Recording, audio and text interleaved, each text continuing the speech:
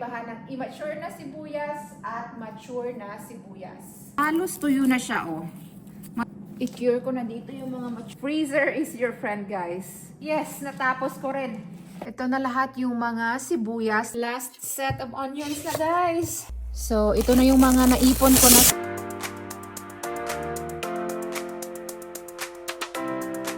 Hi guys, good morning!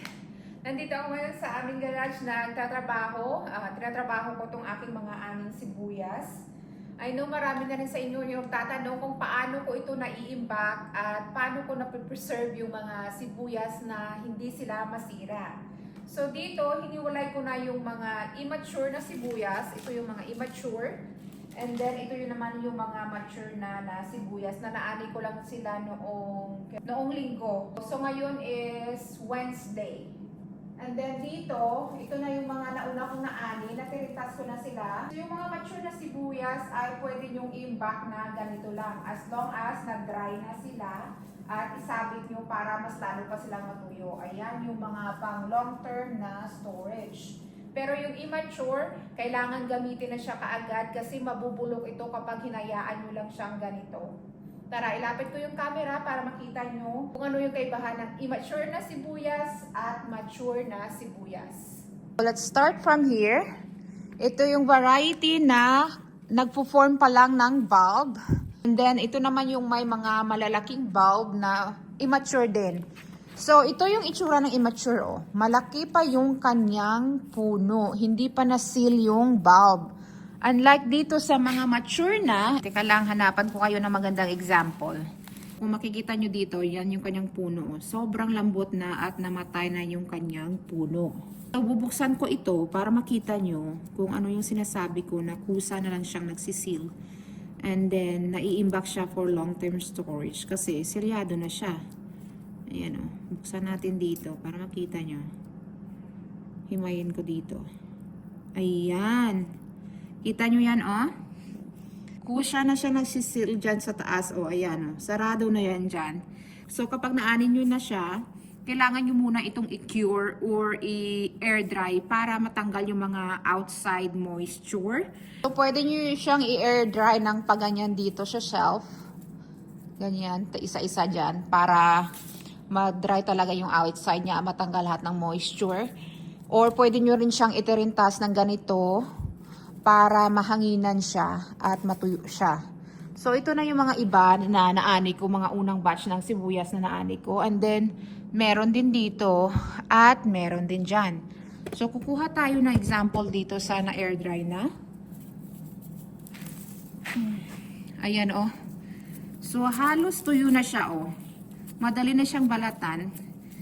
And dito sa taas niya, oh, matatanggal din ito. Yan, oh, kapag sobrang tuyo na siya. Sa ngayon, medyo may konting moisture pa siya. Pakita ko din sa inyo dito, or yung dulo niya na nag-seal ng kusa dahil mature na itong sibuyas. Oh, look at that. O, diba? Patulis na yung sa ano niya, sa ulo niya. Unlike dito sa mga immature, wala nang pag-asa to. And kung nagtataka kayo, bakit ko binunot na, bakit ko na inani, it's because pa-winter na dito. Mabubulok lang ito sa labas kapag hindi na binunot. At ito pala yung aking mga bawang, nag-air dry na rin sila dito. Marami yan hanggang doon sa likod. Ayan. Ito yung aking mga special na patatas na sobrang lalaki. Ang gagawin ko ngayon is i-air dry or i-cure ko muna itong mga mature na sibuyas. At itong namang mga immature ay lilinisin ko at i-chop ko tapos ilagay sa freezer. And then kapag may time na ako, kukunin ko na sila para gawin kong salsa, pwede ring onion soup, or pwede rin gamitin pangluto nyo. Yan yung isang paraan para ma-imbak yung mga immature na sibuyas. Ayan, marami din yan. And then, yung mga nag-form ng maliliit na bulb, kukunin ko yung bulb at ihahalo ko sila dito. Tapos, yung mga dahon ay gagamitin kong parang green onions na purpose. Kasi, pwede nyo rin kainin yung dahon ng sibuyas. So yan yung aking gagawin today. Marami-rami itong hiwaan at luhaan. I-cure ko na dito yung mga mature na sibuyas. mas marami yung aking naaning immature. Ayan. Depende kasi sa sa variety na tinatanim nyo. Merong variety na madali lang mag-form ng bulb. Meron namang ang tagal. And ako, every year gusto kong itry yung iba't ibang variety. So, ayan na sila. Mag-cure na sila dyan for a few days, maybe a week, depende sa air quality dito sa loob ng garahe namin. Pwede nyo rin pala itong gawin sa labas ng bahay nyo. Pero dito hindi na pwede kasi pa-winter na dito. Malamig na sa labas at naulan palagi. Itong mga immature naman ay babalatan ko na sila dito sa garage para hindi na ako magdala ng dumi dun at mga tinalupan. Ayan. Kahit ganyan lang. Huhugasan ko pa naman yan bago i-slice at ilagay sa freezer. Marami-raming hiwaan ito. Alam nyo ba, yung fresh onion sobrang tapang. Maluluha ka talaga. Ang tapang ng amoy at lasa. Ayan. Ako, ang dami nito. Okay na yan. Freezer is your friend, guys. Kahit anong pagkain pwede nyong i-preserve sa freezer. Yan yung natutunan ko sa pamumuhay dito sa Alaska. I really hope na may natutunan kayo sa aking mga vlog. Dito ko pala sila nilagay, oh. Halos mapuno na itong aking crate. Grabe ang lalaki ng iba, guys. Oh? Grabe sa laki. Kung nag-mature lang sana ito, edi may malaking fresh na sibuyas na magagamit. Yan. Grabe ang lalaki ito. Dami. So meron akong yellow. Ito yata yung yellow na sibuyas. Tapos merong puti dito. Ito yung puti. Ito naman yung pula. Oh, malalaki rin. Gabi. Sinisingot na ako. Ang tapang. Ayan. Pero okay lang. Kahit wala akong malalaking fresh onions na maiibak na fresh. Meron naman akong mga maliliit doon na fresh na pwede kong gamitin kapag gusto kong kumain ng fresh onions. Ayun. Oh, ganda nitong puti, oh. Wow, puting-puti siya. Sayang, hindi rin nag-mature. Natapos ko na yung mga sibuyas na merong malalaking bulbs. Itong white onion na ang liit pa ng mga bulbs. Ay, grabe yung ugat niya, oh. Ay, kukunin ko lang yung... Oh, ganyan pala kalaki yung kanyang bulb. Kukunin ko lang ng ganyan. And isasama ko siya doon sa crate ng mga sibuyas. Tapos ito ay isi-save ko pang pangluto rin. Green onion replacement. Yes, natapos ko rin. Grabe, punong-puno yung crate na to, oh. Tapos ito na yung mga dahon na isi-save ko din. Ipapasok ko na lang ito sa bahay. But before that, gusto ko lang i-share sa inyo na ganito ka-juicy yung fresh onion. Ayan, oh. Nagtutubig talaga siya. Ang tapang talaga pag fresh. Ayan. Sinipon ako at grabe yung luha ko. Ang dami ba naman? My goodness. Ipasok ko muna sa bahay. Itong ibang dahon dito ay magiging pataba sa garden namin. Isasabol ko yan doon sa garden namin. Ito na lahat yung mga sibuyas na nabalatan ko na at nahugasan. Isa-slice ko na lang sila at ilagay dito sa aking mga baking pans or what you call this, baking dish. Ang dami nitong hihiwain ko. Maluluha tayo nito ulit. Binilang ko pala ito sila lahat. 194 na onion bulbs yung nandito. Hindi pa kasama yung mga nagko-cure or nagda-dry na doon sa aming garahe. Alright. Hiwain na natin to. Wow. So, ganito na yung paghiwa ko sa kanila. Okay.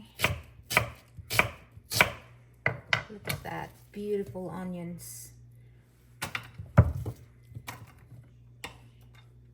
Sa kapag Nakahiwa na ba kayo ng ganito karaming sibuyas? Okay. Wow. Beautiful, beautiful.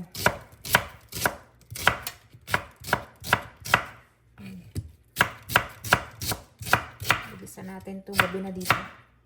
7:30 na dito ng gabi. Ito pala yung ating knife skill.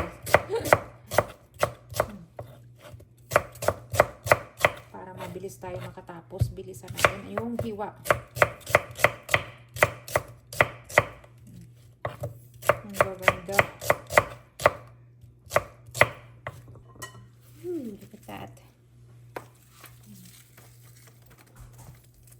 I thought of something, guys. Medyo late na nga lang, pero naisipan ko na itong mga malalaki, hihiwain ko siguro ng ganito panggawa ng onion rings. Ayan, naisipan ko lang. So, itong mga natirang malalaki, ganitong hiwa yung gagawin ko. Kasi susubukan natin gumawa ng onion rings. O, diba? Dapat kanina ko pa to naisipan kasi nahiwa ko na yung mga malalaki talaga. O, ayan, pang onion rings. Ang ganda! Nakakatuwa. Dapat pala, hiniwa ko na rin yung ibang mga malalaki ng pagganito kanina. Ngayon ko lang naisip.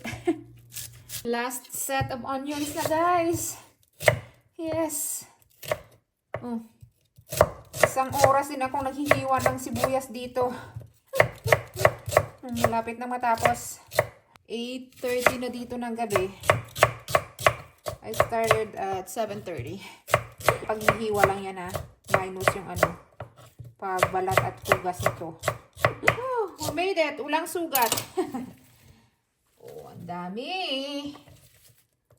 Pang isang taong supply Hindi paggawa dito ng salsa, French onion soup, at kung ano-ano pa. Oh, naghiwa din ako ng pang onion rings. And actually, hindi ko pa na-try na magluto ng onion rings gamit yung frozen na sibuyas. But, I'll give it a shot. Look at that, guys. O, diba? Ang ganda. Ang daming sibuyas. So, from 194 onion bulbs. Nakakatuwa. Ilagay ko na lang ang mga ito sa freezer. Nagkasya dito yung 1, 2... 3 trays dito sa aming kitchen freezer. Ayan. Ayan, nagkasya yung 6 na baking dish dito sa aming chest freezer. Ayan, update ko na lang kayo pag frozen na sila. Ito na yung mga sibuyas after nilang ma-freeze. Ayan matigas na sila. Frozen na. Ilalagay ko na ito sa gallon freezer bag. Ayan. Natagtag ko ng pagganyan para matanggal yung nakadikit sa ilalim.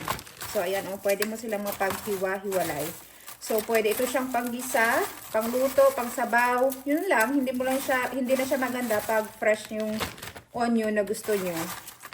Yung plano ko dito is gagawa ako ng French onion soup na ika-can ko para sa aking asawa. And para sa amin, of course.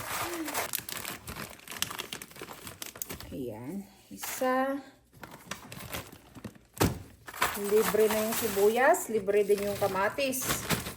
Ang goal is hindi masyadong bumili ng mga produce.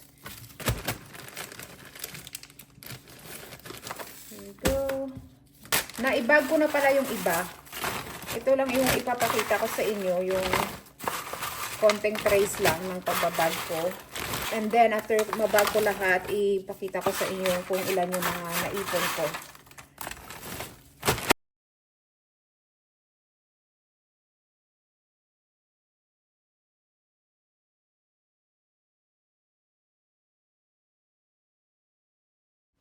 Ito naman yung mga pang-onion rings. So, yung sibuyas pala yung isa sa mga produce na kahit hindi i-blanch, nagtatagal siya sa freezer na hindi nagbabago yung kanyang lasa. Ayan, tapos na. Ipakita ko na sa inyo kung gaano karami yung aking naipong mga sibuyas. So, ito na yung mga naipon ko na sibuyas.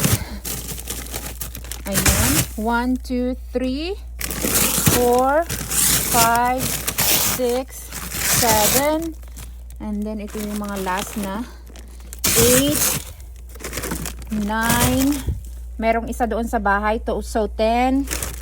At nagamit ko na siguro yung mga half gallon. So mga 10 and a half na immature na frozen na sibuyas nung naipon ko lahat. And then kung makikita nyo dyan, meron na rin akong 3 galon dito ng kamatis. And ito na yung mga dahon ng sibuyas na naipon ko. And okay, may mga spring onions na rin ako dyan sa baba. At ito yung 1 galon ng kale na hindi na magkasya doon sa isa pa naming freezer. And you know what? Actually, I think meron pa akong 2 sibuyas doon sa loob ng bahay. Check ko muna. Kunin ko to. May mousse din dyan, oh. Ito yung pang-apat namin na freezer na dito lang namin isinaksak sa nasa labas lang ito. Oh, hindi pa nalinis yung yung taas. Kasi nawala na kami ng space. So ito yung aming spare. Sinaksak na namin ito para mapaglagyan ng aking mga sibuyas at kamatis at iba pang ani na hindi magkasya. And then kapag nagamit ko na siya lahat, kasi gagawa ako ng iba't ibang klase ng soup, i-unplug na namin kapag naubos ko nang gamitin yung mga produce na nilagay ko dito. So, salamat sa panunood guys. Oh, tingnan nyo, tambak yung aking hugasin. Hanggang dito na lang muna. I hope na may natutunan kayo kung paano mag-imbak ng sibuyas. Please like and subscribe.